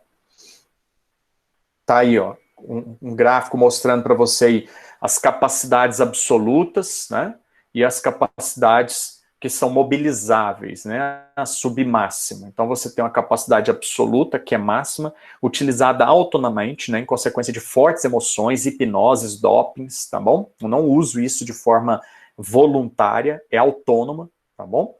E um limiar de mobilização, né? Daí para baixo eu mobilizo. Então aí eu vou por vontade própria, por gestos, por reflexos, movimentos automatizados. São as reservas regulares, a prontidão fisiológica ou desempenhos automatizados. Como, por exemplo, para andar, né? É um desempenho automatizado. Então eu uso pouquinha força, né? Eu uso ali 10% da minha capacidade máxima de força. Aí eu vou para prontidão fisiológica, que eu uso um pouco mais, eu chego até cerca de 40% da minha capacidade máxima, da minha capacidade absoluta, tá bom? Eu mobilizo isso por meio de gestos que eu vou fazer, que é o meu treinamento. E reservas regulares, né, que também é mobilizado por meio de treinamento, que eu aumento isso daí, eu vou de 40% até 70% mais ou menos ali, da minha força absoluta. Não é meu 1RM, não é meu 1RM, não é 100% de 1RM, é 100% da minha capacidade absoluta. 1RM é a minha força máxima, voluntária. Minha força, deixa eu pegar o gráfico aqui para ver onde está e mostrar para você. Minha força máxima voluntária, ela está aqui, ó. Aqui representa 1RM, tá bom? Nesse ponto aí, ó, onde é reserva regular, é limiar de mobilização. Até aqui eu consigo voluntariamente mobilizar força. Agora, acima disso, eu tenho aí mais uns 30% aproximadamente para chegar na minha capacidade absoluta. Então, imagina, pessoal, você pensando no seu 1RM aí de um supino, imagina o tanto de força que você conseguiria empurrar com os seus braços, 30% a mais aproximadamente, para gerar a capacidade, a força absoluta. Então, se você levanta 50 quilos de cada lado de um supino, você pode botar mais 30 quilos aí, que seria a sua capacidade absoluta. Tá entendendo? Se o seu supino é 100 quilos a sua capacidade de 1RM, voluntariamente, fazendo um RM assim, com a faca nos dentes. Você faz um RM com a faca nos dentes ali. É no seu máximo mesmo. Você levanta 100 quilos no supino, a sua força absoluta do supino seria 130 quilos aproximadamente. É uns 30% a mais. Né? A força absoluta. É muita coisa, né? 30 quilos a mais é muita coisa. Tá? Certo, pessoas? Então é isso. Eu deixei isso, tudo que eu falei para vocês aí, em alguns slides aí de treinamento neuromuscular, tá? O que é força, o que é força explosiva, né? Método direto, o que é força estática, né? Vantagens e desvantagens, que eu já falei lá na primeira aula, tá? Força estática, vantagens, desvantagens, resistência muscular localizada, o que é treino de resistência muscular localizada, que a gente já falou isso também nas 2 aulas anteriores, né? A junção neuromuscular no contrátil, falei, flexibilidade, né? Flexibilidade, hoje está em moda, né? Treinar mobilidade, elasticidade, plasticidade, maleabilidade, né? Mobilidade é fundamental para você fazer um treino de força com qualidade, tá bom? Então tá aí, o que é mobilidade, o que é elasticidade, o que é plasticidade, o que é maleabilidade, deixei os conceitos todos aí desses componentes para você entender. Ah, e alguns fatores restritivos, bacana de você ver esses fatores restritivos, tá? Então, por exemplo, a cápsula articular, ela aplica resistência à minha flexibilidade em torno de 47%. Você entendeu a necessidade de você fazer um bom aquecimento articular antes de fazer um treino de força? Ou um treino de flexibilidade? Eu preciso de mexer a minha cápsula articular para ela melhorar, se hidratar e melhorar, permitir melhor a minha flexibilidade, porque ela aplica uma resistência à minha flexibilidade em torno de 47%. Tem gente que pensa que é um músculo, né? O músculo também vai lá para 41%, né? De restrição da minha mobilidade, né? Da minha flexibilidade. Tá? Tendão e pele, né? Também, mas tendão e pele é pouquinho, né? 10 e 2%. Né? Olha só a cápsula articular e músculo, hein? Fatores que influenciam a flexibilidade, né? Então, a gente já falou isso aí no treinamento esportivo 1, tá? Idade, sexo, hora do dia, temperatura, estado de treinamento, situação do atleta, né? E aí vai. Uns fatores. Eu deixei de novo, porque interfere. E o tipo de hipertrofia que a gente tem, né? Tipo de hipertrofia aguda e crônica, tá? Aguda é o tal do pump muscular, sabe aquele inchaço muscular que você tem na hora que você está treinando? Assim que você termina o treino, que você está inchado do treinamento, da musculação, por exemplo, né? Então após o exercício, o músculo incha, né? Ele fica demasiado. Então esse edema muscular instantâneo à sessão de treinamento é chamado de hipertrofia aguda. Ela dura pouco tempo, tá? A hora que você tomar um banho já acabou, tá bom?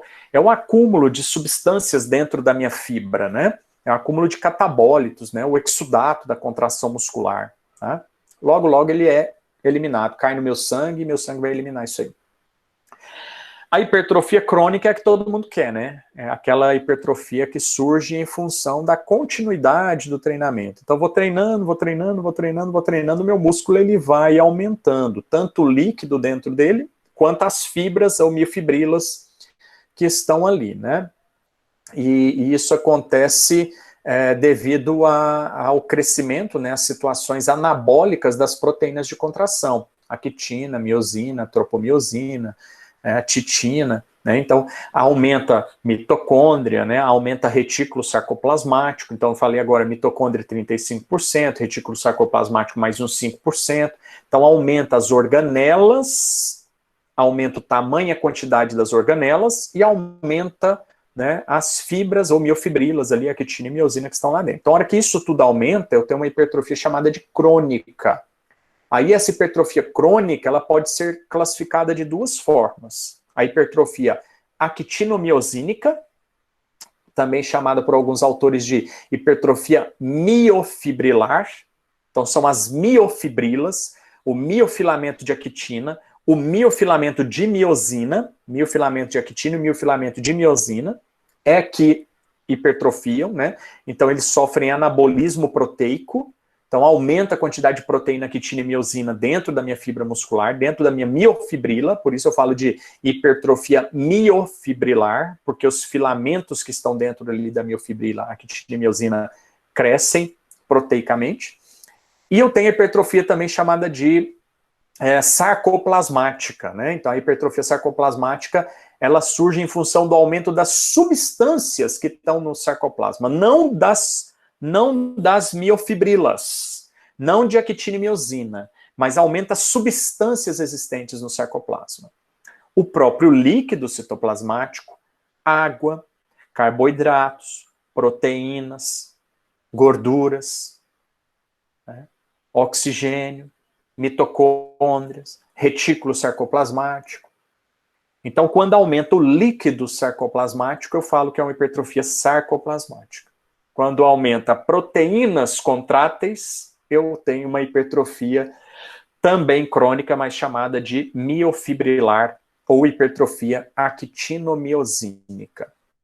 Pronto, dependendo do autor, você já tem todos os nomes aí, tá?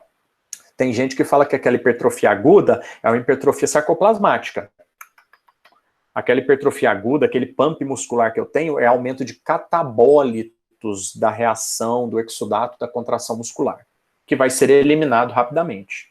O sarcoplasma não some, não. O sarcoplasma fica lá. Ele hidrata a minha célula, ele oxigena a minha célula, ele recupera a minha célula, ele fica lá. Tá?